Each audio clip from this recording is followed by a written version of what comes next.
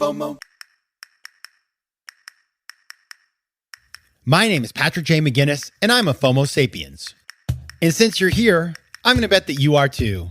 And when you're like us and Monday comes around, you don't dread the new week. No, you wake up every Monday morning knowing that this week might just be the best one yet. This is FOMOnday, the snackable show that starts your week right with hot takes, life hacks, listener mail, and even some FOMO therapy.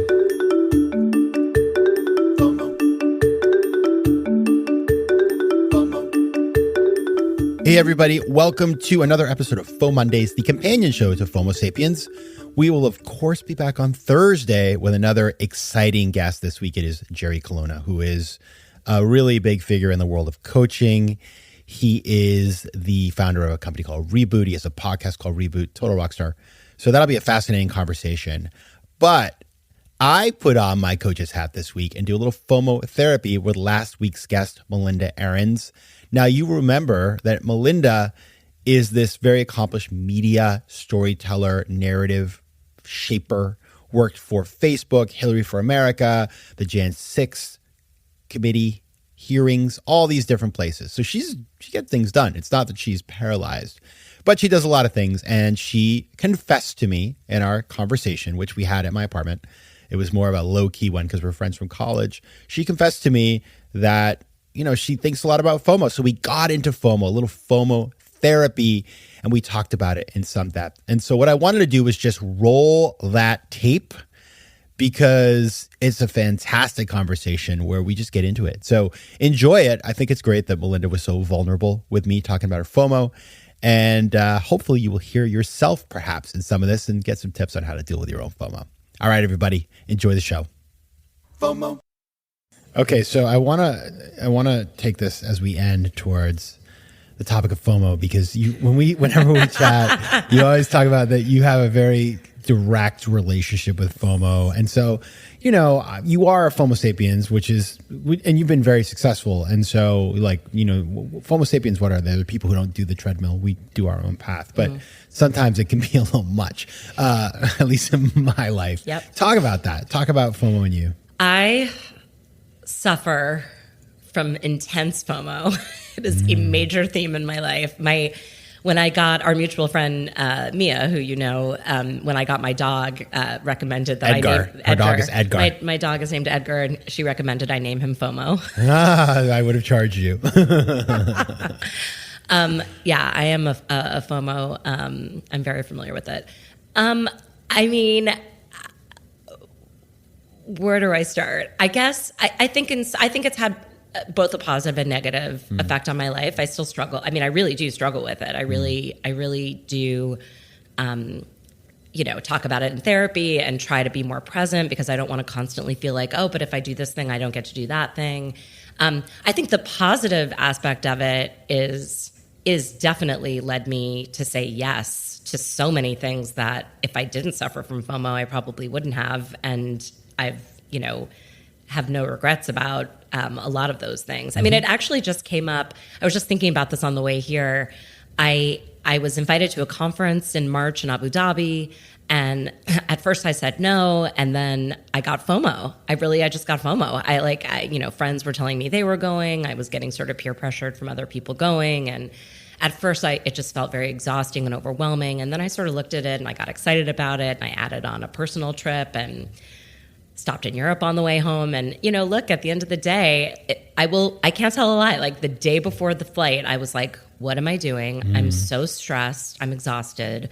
Why am I doing this to myself? I do not feel like getting on a 12-hour flight. But in the end, I was like super happy I went. And, I think if I didn't suffer from FOMO, there's many jobs, many opportunities, many experiences I would have turned down and said no to. There's also the sort of dark side of FOMO, which is, I want to be present. I want to be happy in the life I'm living. I want to feel present in that moment. And FOMO sort of robs you of that. If you're constantly feeling like, well, but I should be doing this, I don't think that's a great way to go through life. And that's the part that I struggle with. Does that make sense? Yeah. And in fact, so we're in my apartment taping If you look on my wall over there by my desk, I just put that there this morning. I came up with this new FOMO formula, which is Love it. It's an if-then statement, like an Excel. But it's my big problem. What I figured out recently, because like, listen, I struggle too. I get it. You and I are very similar. Is that when somebody invites me to something, I get all excited and I'll say yes, right? Before I have done two things. Number one is I need to think about the value of that thing in terms of present value. I start to think about like, what if I meet somebody there who gives me all kinds of Bitcoin and then all of a sudden I'm post-economic, whatever. Like, so I have all these, I'll invent all these things in my head about that potential opportunity, but I need to sort of like a finance person find the present value of what's realistic. Like, okay, what really could this be? Well, I have to be hard-nosed about that. That's the A. The B is I never think about the trade-off. Okay, if I go to Abu Dhabi, which, Abu Dhabi was great. Go one time, see the Grand Mosque, get out of there.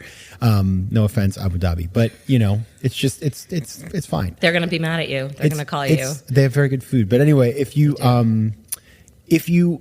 think about the trade-off of like, okay, well, I'm going on this flight or I'm going to this party tonight, but I could go, do something healthy, cook at home, spend time with family, whatever it is. Yeah. I never think about what I'm giving up. And so now what I'm trying to do is this new sort of if then is like, if the present value of this opportunity is greater than sort of normal life, that's great. Then go ahead and do it. If not, then don't do it. And so I'm starting to think, and I also wait a day before saying yes to anything. That's really smart. I'm trying. Listen, this is my new thing. 2023, baby. God, that's great. I have a very interesting, not to go too inside therapy, but I feel like maybe if I share this insight, it will help. Yes. I think if people listen to FOMO Sapiens, they probably have a relationship with FOMO themselves. So this is really interesting. I have no idea if it's real. Like, who knows with these things? But my therapist said that a lot of adult children of divorce suffer from really intense FOMO, which could be because if your parents divorced when you were young and you split time between two households, imbued in you is a sense of missing out on the other house. So if you're at your mom's, you're missing your dad. If you're a dad, you're missing your mom. And I don't know if that's true at all. Like, there's no way to ever know if these things, you can't draw a straight line.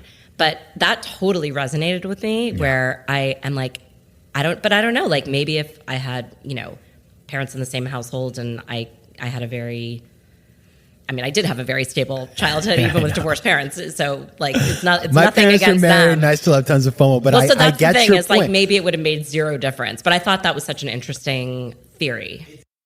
FOMO. Everybody must have their trigger, because like I think about, you grew up in the DC area, right? So I grew up in a small town where like although I grew up very suburban. It's not like it was not cosmopolitan at all. It was very suburban. We never went into the city. Okay, well then fine. You're like, I was like, there's a whole world out there happening, and I'm like, I'm like on a trail walking down, and which is nice, by the way. I love the trails, but it was just like I had a plan that like I want to go to these places. I was like a Disney and hero. You've done that.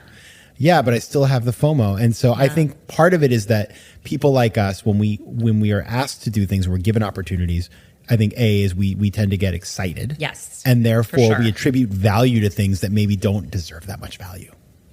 Yeah, it's really interesting. I do wish that I will say this. It's something that I've noticed that's been really, really interesting. What was your experience with FOMO during the pandemic? Because for me, it was like extremely liberating. I mean, look, I hated the pandemic, and I'm obviously an incredibly social person, and that was not great. But I will say that it was like because there was nothing happening, and it was this forced global hard stop. Part of it was really, really liberating. Like, I've just like never sat and done more or less nothing for this long. Then I felt like I hit kind of a nice balance between where you might say for a hot second I was, quote, normal. And now I feel like in the sort of post-COVID comeback, it's like my FOMO is back with a vengeance, which is what I think goes to that Abu Dhabi trip. I was really exhausted. I'd had like a medical thing. Like I wasn't really ready to like hit the ground running, but then I feel like it was like FOMO came back, like post-COVID revenge, and I wanted to like see the world. And again, I don't regret it. It was like it was a fantastic trip, And I'm really glad I went on that trip. But it was FOMO driven for sure. And I don't know, did you have an experience with the pandemic? Yeah. So when the pandemic hit, I remember, because we used to be neighbors too. We lived in the same neighborhood. I made a stack of all the books that I had bought. Because I mean, if you guys, anybody listening, when you come over the house, if you ever do, and you're always welcome, you'll see I have a lot of books. I love books. And so I had a lot of books I hadn't read, and I stacked them all up. And I started with Midnight at Chernobyl. Not a great book to read during a pandemic. Okay. It's super depressing, but it's a very good book. So anyway, I started reading, and then by like day, and I did read for like a week or two. I was like, this is awesome. I'm reading, and I am watching Succession, which I had never seen, and I'm meditating, and I think we all were like, this is a 2-week thing, and then we'll be out, right? Okay. Then, unfortunately, my book was coming out, and so I was heads down on that. And then, then it was like people were like, "This is inappropriate." So the whole book thing was kind of stressful and terrible. But then I did have this moment, like 2 weeks of like I loved it and the slowdown, and I was quote unquote normal. And then what I realized was, like, I really missed life and living life. And so I, like you, when things resumed, I way overcorrected, and I was basically like a madman. Yeah. And then I kind of have gone, it's weird because like, though I don't have the stamina for the cray and the way I used to. So like, no, me neither. I don't have the stamina. And when I travel now, I get like much more anxious, like, oh my God, this is so overwhelming. So I don't know where it's going to shake out, because I still have like the mental parts of it, but I also loved the balance. Yeah.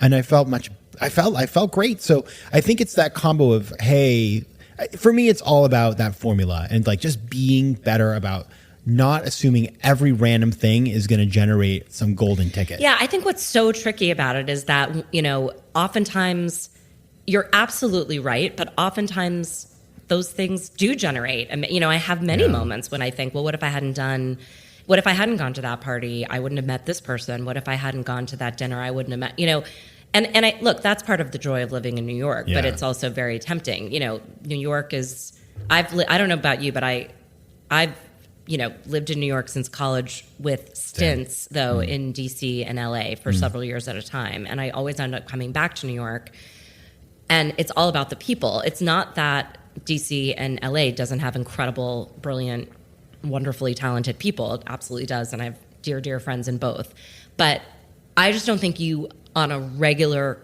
almost constant basis, meet amazing people the way that you do in New York City. It just attracts incredible humans. And as a result, you do have that kind of like, well, I should probably just stay in tonight instead of going to that random dinner I got invited to. But like, sometimes you get home and you're like, God, that was 2 hours of my life I'll never get back. But sometimes you really do have a formative experience there. And it's hard to... This is the struggle. Well, the struggle is real. This is, and what I think, just to put a fine point on it, and then, from where I've been evolving, is that I have become better now at sussing out whether or not I think something will be special. Yeah. So like, it used to, somebody invites me to something that 10 years ago might have seemed very exciting. And I remember I'll be like, oh, I went to something like that and I was bored or whatever. Yeah. I'm better at saying no. And I'm also better at like when I get there, if it's kind of lame, I'll just make my exit. And so that's helpful. Yeah, just cutting your losses. Yeah. I would say I am much better about time alone. I think I used to feel pre-pandemic like if I don't have, something fabulous going on like a Friday night, I got to rustle that up. And now I'm like, I am completely happy to just be home and, watching TV and chilling with the dog. That's a big change that has in fact stayed with me, which I'm, pretty grateful for. FOMO. If you like today's show, please be sure to rate it and recommend it to your friends. And as always, you can find me on Instagram at Patrick J. McGinnis, on Twitter at PJ McGinnis, and on the web at FOMOSapiens.com or PatrickMcGinnis.com, where you can get all kinds of free resources to live a more decisive and entrepreneurial life. FOMO. Want more FOMO Sapiens and FOMOnday? Head over to FOMOSapiens.com, where you can listen to past episodes, learn more about the show, and find out how to advertise. You can also connect with me on Instagram at Patrick J. McGinnis and on Twitter at PJ McGinnis.